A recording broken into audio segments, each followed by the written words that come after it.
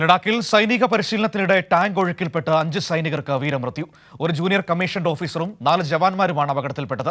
കരസേന ഉപയോഗിക്കുന്ന ഏറ്റവും അത്യാധുനികമായ T-72 ടാങ്ക് ഒഴുക്കിൽപ്പെട്ടാണ് അപകടമുണ്ടായത്.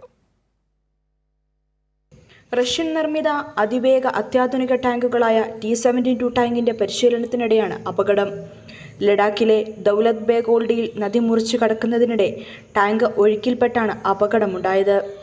40 ടണ്ണിലേറെ ഭാരമുള്ള T-72 ടാങ്ക് പൂർണ്ണമായി മുങ്ങി പലതവണ മറിഞ്ഞ് ഒഴുകിപ്പോയി. പുലർച്ചെ 1 മണിയോടെ സൈനിക പരിശീലനത്തിനിടെയായിരുന്നു അപകടം. ടാങ്കുകൾക്ക് പ്രവർത്തിക്കാൻ പരിമിതികളുള്ള ഭൂപ്രദേശത്താണ് അപകടമുണ്ടായത്.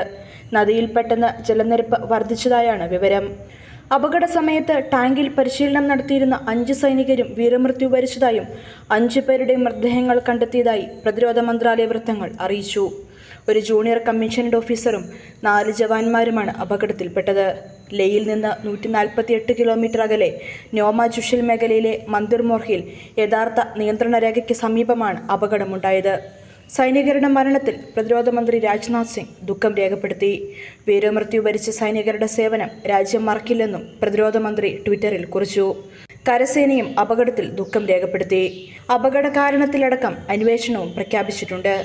കൈരളി ന്യൂസ്, ദില്ലി.